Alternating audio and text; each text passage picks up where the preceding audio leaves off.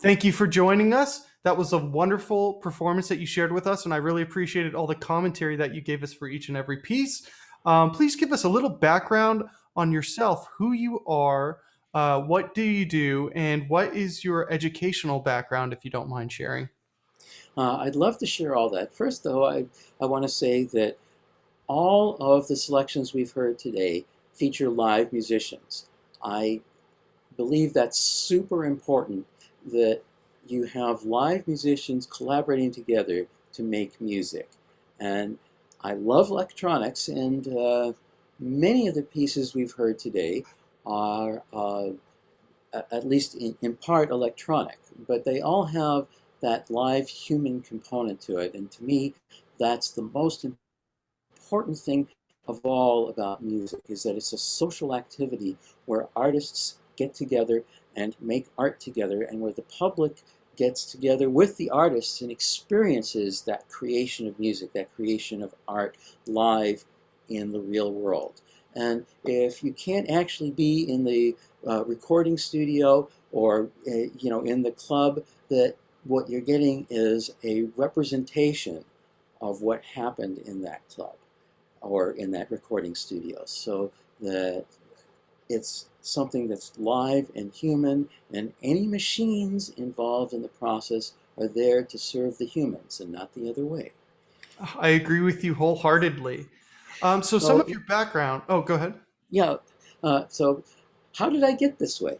Well, I started out as a child, and I uh, reportedly was conducting in time to Beethoven in my crib when I was 18 months. And by the time I was 4, I had insisted that my parents give me music lessons. Let me repeat that. No one told me to have music lessons. I, as a little kid, insisted that my parents get me music lessons because I wanted to learn more about music.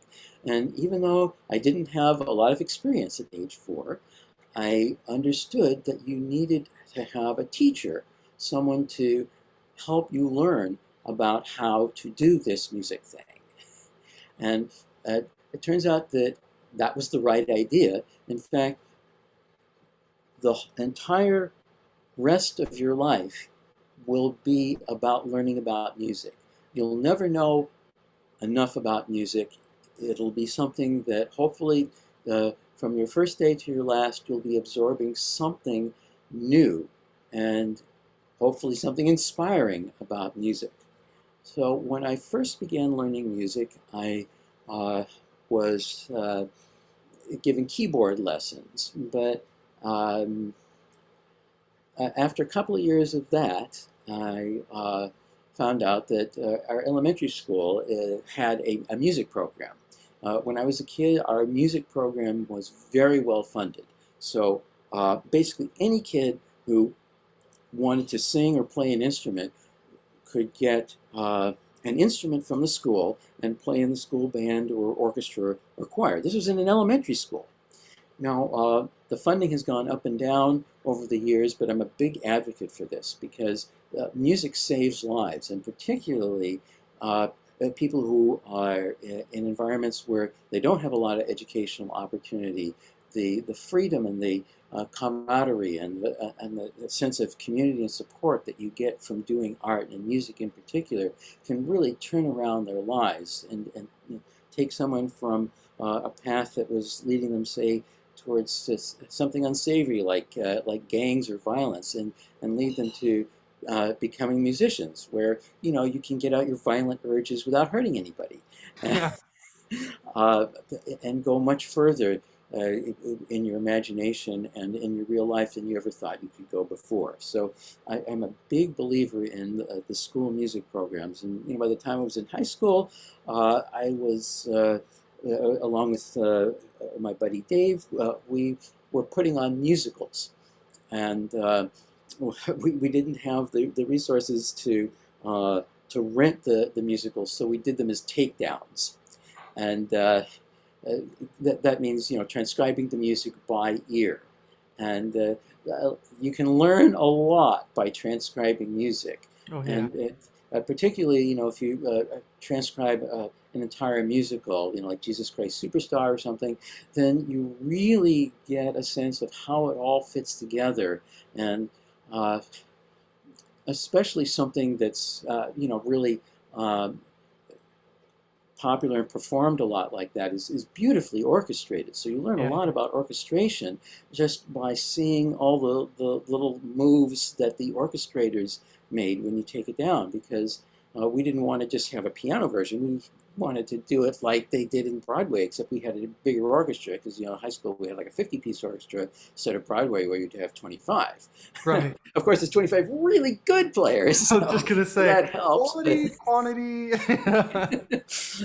But in any case, it was fun, and we recorded albums then. So that was something fun we did, is that we would actually record albums and sell them for the school band, and that was how we helped make up funding when the funding started to get low. Is that we would just put on a show and charge admission, and that way we'd fund our own music program, and that continues up to the present day when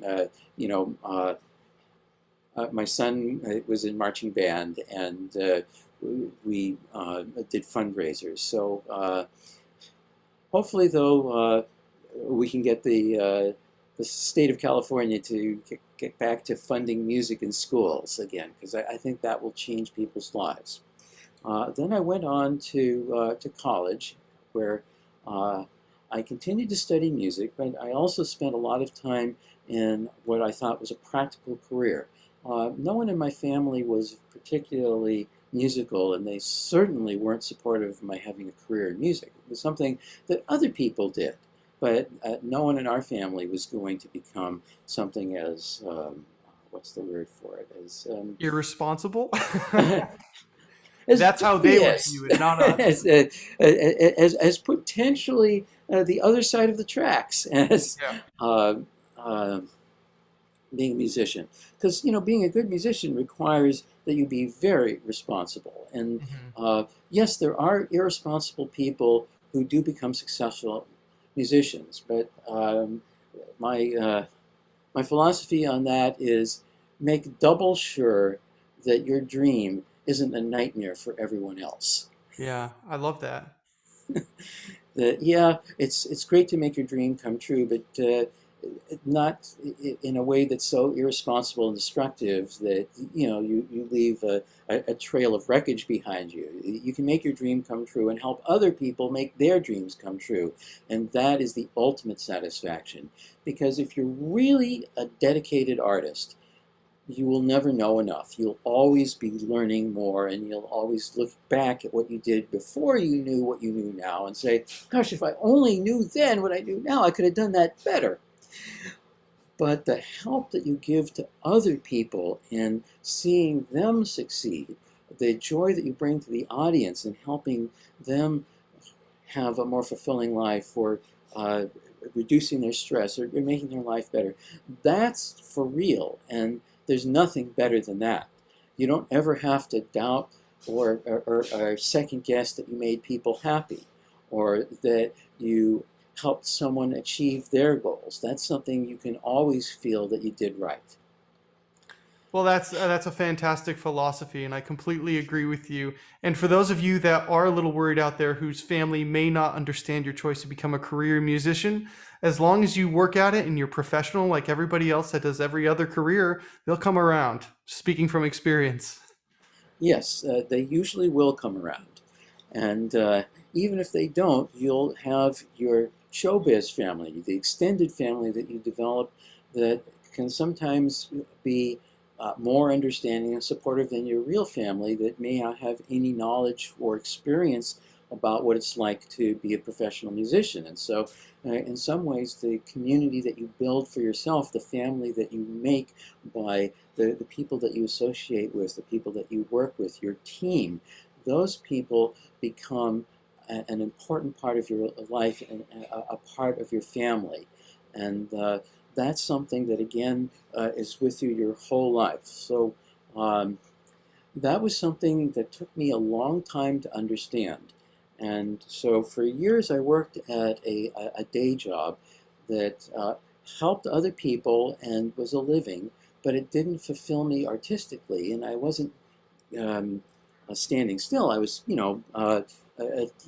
learning and developing and growing, but I eventually understood after years Mm-hmm. that to succeed as an artist, you have to devote full time to it, or at least you have to be uh, full time on it some days out of the week. Yeah. Now, there are some rare exceptions, like Alexander Borodin, who was a member of the aristocracy, and uh, he only wrote music on Sunday, but he was wealthy and powerful, so he could get excellent musicians to play his music just based on the fact that he was a wealthy and powerful aristocrat. So he didn't need to work at it every day because he had all of those advantages. So a very rare exception. Uh, that doesn't make you, that's not the way to bet. Right.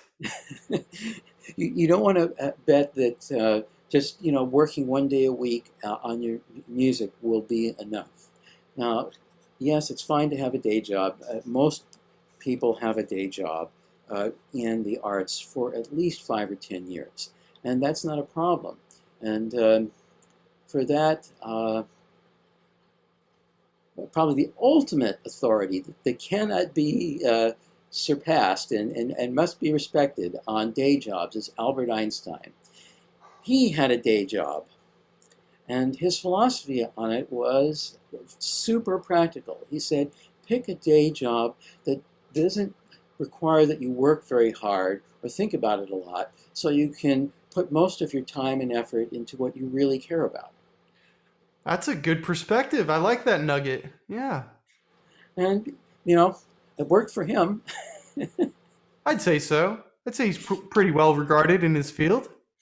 Yes, and I think it's very practical advice that uh, there's no problem with having a day job. Just find a day job that isn't hard to do, because you're not trying to prove anything with your day job, except to be a decent person. You want something that will pay the bills while you can put more time into building your network of connections. So over time, I began to become more full-time, and then when I became full-time, things started to happen more quickly. I met more people, more gigs started to appear, had more fans, there were more possibilities because I was putting more time and effort out into the world. And the sooner you do that, the better. Especially if you want to work in collaborative fields like film, TV, video games, augmented reality, all the different venues for collaboration besides a band.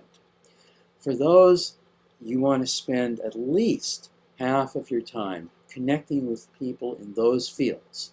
So if you want to work on movies, then you want to hang out with people who make movies. You don't want to hang out with musicians so much. Yes, you do want to hang out with musicians, but you have to spend at least half of your time with the groups that you want to collaborate with. For example, if you want to work with dancers and you think that dancers are cool and you want dancers in your video, well, yeah, you could just, put out a request on social media, hey, any dancers? And that might yield something. But going to dance events and finding the people that, this choreographer or this dancer, you love their moves, that's just inspiring, and it creates the collaboration potential right there, because half of life is showing up, and if you show up at the right place, then eventually it'll be the right time, and you meet the right person, and the project will happen. So that's something that took a long time to learn, is that if you want to go into collaborative fields, and that's where most of the growth is. Most of the growth industries now in arts and entertainment are collaborative fields, and you want to hang out with people that you can collaborate with, and not just musicians. So yes, it means that networking becomes an even bigger part of your job. But that's the really important part of it. And then uh, eventually, I had an opportunity to work on a project where I thought it was a great project, and they didn't have all the resources that they needed. In other words, I was there to do the music, but they didn't have, for example, all the catering, or they needed a makeup person. It's, guerrilla filmmaking, low budget filmmaking. So I started to put on the producer hat, and I didn't even think about it at the time. I just knew it was super important to me that this film got made. I wanted to see this film. I wanted to work on this film. And the only way that was going to happen was if we got some missing pieces. So I started to help putting those missing pieces together, and I learned how to get food donated from restaurants, and I learned how to negotiate a letter of intent from an actor, and how to get bids from visual effects houses. And eventually I started to occasionally take a producer credit because someone pointed out to me that, the work you're doing is producer. And I thought about it a second. I said, yeah, you're right. I never thought about it that way. Yeah. Because all I cared about was I wanted to make sure this movie or TV show actually got made. Yeah. So now I'm a credited producer on projects, but I'm kind of going back to being an uncredited producer now because I feel like if you're going to take credit for being a producer, you have to do the work and actually earn the credit. Hmm. And being a producer is definitely harder work and more time consuming than being a composer. Oh, wow. Now, that doesn't mean that composers can't work incredibly hard and incredibly long hours, especially in music that's for this screen. In games they call it the crunch, and I think that's kind of disseminated to all fields. I mean, at TV shows, there's a crunch every week because there's an episode every week, Hmm. and it's got to be done by that time. There's no possibility of there being more time. This is the time. This is what we got to get done. And so this is also where it's super important to have friends that you can call for help. Have teams working.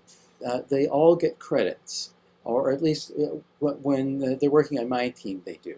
So if you look at a game or a TV show and you see a whole bunch of people in the music department, and sometimes people say, well, why can't one person just write the music? Well, that's why, because we had a 45-minute episode that landed on Tuesday, and it had to be delivered on Thursday. And there's no way we could got it sooner than Tuesday. That was just how long it took for the visual effects to be even close to the deliverable format, because they're still working up till Thursday too to finish the effects. Hmm. And we can't change Thursday because that's when the network needs it to distribute it to all of the affiliates so it gets broadcast on time. So how are we Hmm. going to write 45 minutes of music that's perfectly synchronized in 2 days? Well, we're going to need some help. Yeah. And so that's why you see all those credits there. So for those few days, it's harder than being a producer. But the thing is that the producer has to go out and put all the departments together. So yeah, each individual department can work a lot, but on a big production, there's over 100 different departments that each have several different people in them. And if it's a full-size studio feature movie, there's 100 plus departments, and each department could have 100 or more people. The visual effects department sometimes have thousands of artists and craftspeople and technical people working in it. So imagine how much work it is to put together a team of that size, and then have to do it again for another department and again for another department. So that's a ton of work. And so yeah, a composer might work on a film for 3 months, kind of on an average, whereas a producer might work on that same project for 3 or 4 years. Yeah. So that's why I don't do as much producing. Um, Although I produce all the soundtrack albums, of course, Yeah. and that's something I strongly recommend that you, if you're working in collaboration or even with a music library, is get your deal down at the beginning. People are sometimes uncomfortable talking about money, and you have to find a time to do that. And the time to talk about your deal and money, when's the best time? At the end? At the middle? At the beginning? Yeah. That's when it's easiest. If you think it's hard talking about money at the beginning, then you should see what it's like talking about money at the end when it's all been spent already. Yep. So that's just a little bit of advice, is that you want to work out the deal before you take the gig, even if that's uncomfortable, because that's way more comfortable than it'll be if you wait till later. Right. Right. Where everybody's default position is, I thought you were doing this all for free. And Yes, you're like, oh, I didn't think that. exactly, and that's actually one of the least contentious misunderstandings. Oh, I Is whether or won't not you're working. ask. The really nasty ones are like, oh well, I also liked what Joe and Sue were doing. So they're also going to be on this project. So we're throwing out what you did here and here and here and put in what Joe and Sue did, but you won't mind because you're doing it for free anyway. Oof. Insult to injury right there. Right. So like I said, all these things will get worse as time goes by if you let them um, build up. So better to talk about them right up front. And if you're not sure, this is where it's so important to have a mentor. And every successful person has different mentors. You don't need to have one all-consuming mentor. That makes people uncomfortable. There's Hmm. very few, especially busy artists. They don't want to and don't have the time to quote be your sole mentor. So here's my bit of advice. Ask them for their advice. Everybody likes being asked their opinion. Right. Hey, I'm writing let's say I don't know Ian, but I know he's a big important professor, and I want to get his advice Okay. and help. What I really want is his help. But I don't say help. I don't say mentor. Those are triggering words. They will trigger no. Yeah. So what I do is I say, uh, dear Mr. Bassett, I'm a great fan of your work, and I once took your class, and I learned so much. Uh, and I have a question. I'm wondering if you could give me your advice on this subject. And Now, just here's, reading that, I would be happy to oblige because yes, they like me, they think they learned from me. Boom, I'm responding. exactly. So you don't make it about you and what you need. You make it about what the other person has done and how good they are and how you want their advice, because you really do. So you're being honest and you're making it about them instead of about you. And that invites them and makes them feel comfortable that it's okay to spend time with you and that you'll actually appreciate it. And it's also flattering because, like I said, almost everybody likes being asked their opinion. Right, right. That is So, excellent advice.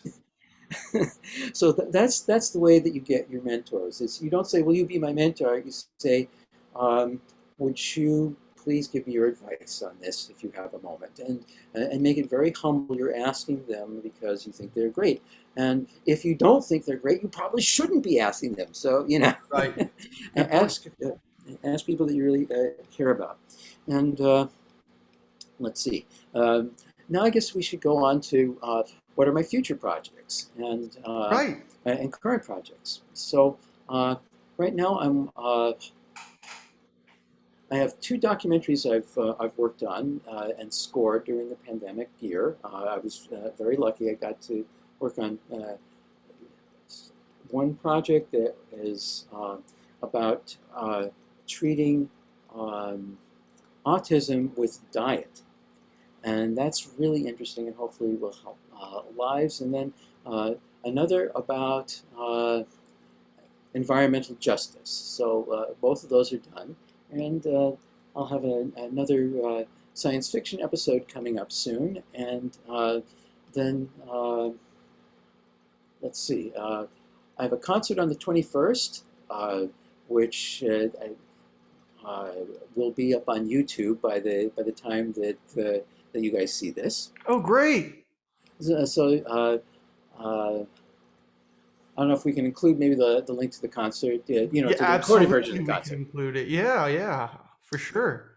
This is with a composers group that I'm on the board of directors called NACUSA, the National Association of Composers USA, and next year we're going to be celebrating our 100th anniversary. So if you're Congrats. interested in composing and you want to have a community of people who are interested in new music, will be interested in your new music, and will actually provide opportunities for your music to be performed by top pros, and that's good. You want to also join music groups.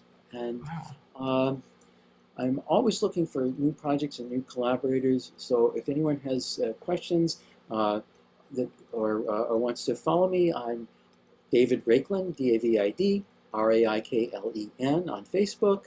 I'm Raiklen, R-A-I-K-L-E-N on Instagram, or you can email me at cinematicmusic1@gmail.com.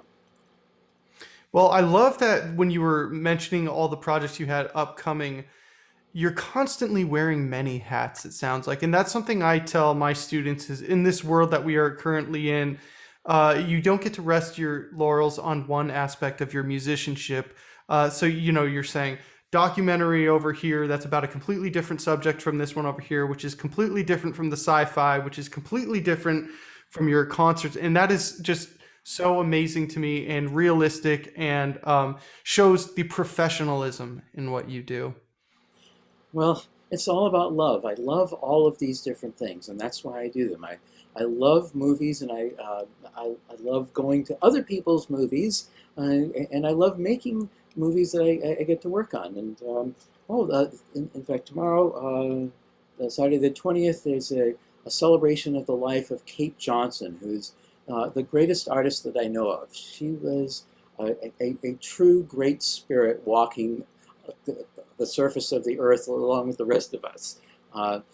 Everyone just loved her, and they loved her work. And whenever you collaborated with her, it was like she would call or email and say, I have a project coming up. Could you possibly have... Yes! You don't need to say anything more. Just that it was a Kate Johnson project would get people to stop what they were doing and go and work with her. And that's the sort of thing to aspire to be. She was a brilliant artist in her own right, and everything that she did was touching and heartfelt, and frequently technically very innovative. She was a digital artist who did large-scale augmented reality events. So, for example, for the 50th anniversary of the Center Theater Group, we converted Grand Park, 3 square blocks of downtown Los Angeles, into a giant performance space. And we got a bunch of those barcode projectors, that you see at sporting events and rock concerts, and we turned the skyscrapers of downtown Los Angeles into 500-foot tall projection screens. Wow. So, her own work was on a massive scale and visionary. But the thing is that, as impressive as that was, it was people wanted to work with her because she was so kind and supportive and understanding of what you were doing. And she Hmm. wasn't trying to force you to her will. It was more like she was trying to sculpt what you were doing and what she was doing, so they came together beautifully. Right. But And that's what I aspire to. And I don't know if I'll ever achieve it, but we're giving her a memorial tomorrow, and that shows you that if you treat people well, they'll remember you well. well, so far what I've got from you, I think people will remember you fondly as well. Well, thank you. That's super kind of you, Ian. And I hope that if anybody has any questions, that they uh, feel free to ask us now or later. We're here to help. Absolutely. So our last question for today is one of our focal points this year is diversity in music. And it's my belief that diversity of cultures, genders, politics, and outlook in life all affect artistry. And how do you think diversity affects music? And how has your own background played into your musical career? And did you have any challenges based off who you are? And if so, how did you address them? That's a really great question. Thank you. I'll try and answer all of it.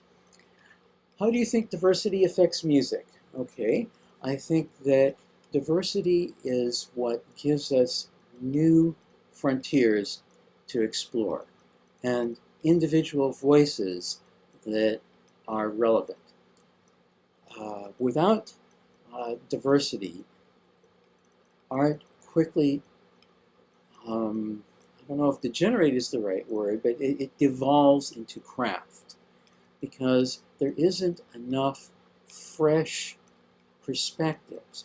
See, art is all about how we look at the world. Everybody sees the world, but we all see the world differently.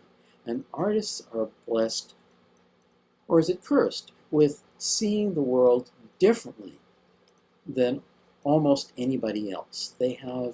We have a unique way of experiencing life. And that's of great value to us, to our fellow artists, and most importantly, to millions of people in the world, potentially billions of them, depending on your point of view. And, for example, if you have your singer-songwriter career happening on the singer-songwriter circuit and you're playing in clubs all around, then, thousands of people will have their life influenced, and that's enough. But if your perspective happens to be one that really catches on, then millions or even billions of people all over the world will benefit from your perspective. So diversity is about all of those different perspectives. So everyone has their own individual perspective, but there's more variation, there's more interest in the perspective of someone who has a background that's really different. They grew up in a different country, or they grew up in a different culture, or they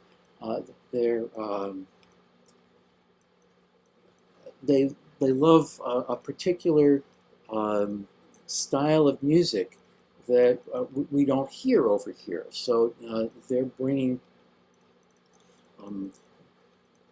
for example, years ago I discovered Zimbabwean folk music. And it was super cool. It was Yeah. so rhythmic and groovy, and you could just immediately get into it. And it wasn't hokey folk music. It was like really hip, cool folk music.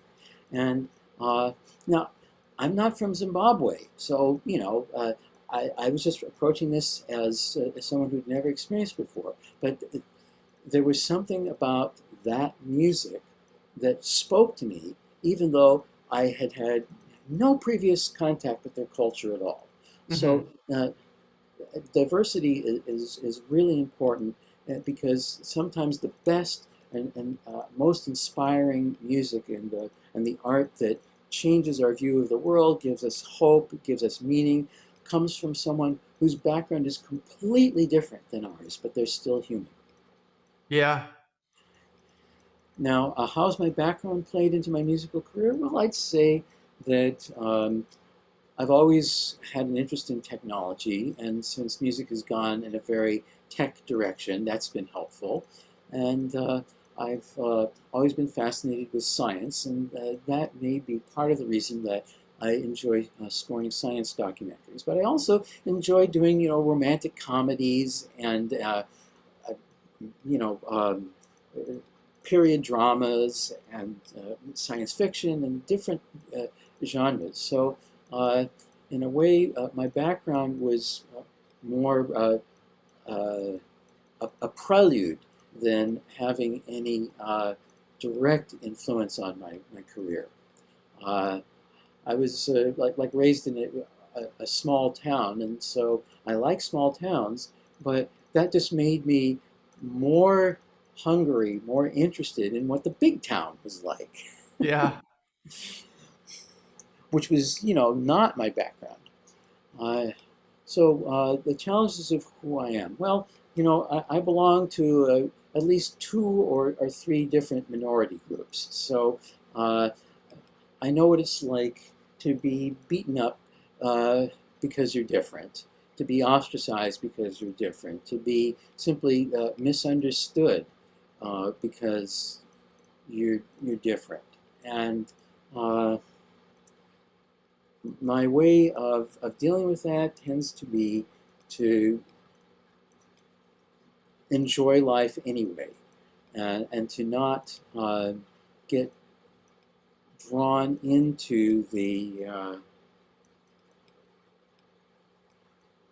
boundaries and limitations of how other people think of me. Now, that's not always practical because when you're collaborating, people have to like you enough to want to work with you. So you can't, in a collaborative field, have that sense of, well, if they don't like my music, screw them, I'll just, Yeah. go play someplace else. Well, when you're working with other people, you have to be professional, and if they don't like it, your reaction has to be, okay, well, let's see how we can fix that. Yeah, Let's do something absolutely. different. And that's the professional part of it. Right, is that even when it is about you, it's not about you, Hmm. or at least not all about you, and that's so that's an important thing. And then another challenge about who you are. Well, I like complex, intricate music, and so sometimes that is a challenge because the situation may require very simple, basic music. Right. So even though I would like, ideally, to do more complex music, that's my natural impulse. I don't even have to think about it. That's just naturally what I would do. Is I'd say, okay, this part needs a little bit more development, and now we need another layer to balance that layer. Have to say, no, we've got enough now. Yeah. Yeah. That's all this job requires, and then I put that energy into, maybe the album version. Maybe the album version will add another layer to it.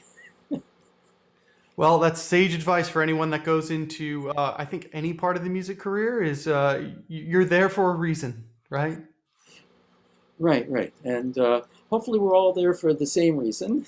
Yes. Yeah. But if not, then sometimes the best things happen in the spur of the moment. So, no matter how well structured things are, you have to always be open to the magic of the moment. Right. Well, And David, oh, go ahead. I think that's about it, unless you have more questions. No, I was going to say thank you so much for joining us. We had a wonderful chat today, and I can't wait to share this with all of the Mesa College Music Department, as well as everyone around the world who might tune in and watch it. Well, thank you. This has been wonderful. You're a great interviewer, and hopefully we can continue the conversation another day. I can't wait. Thank you so much.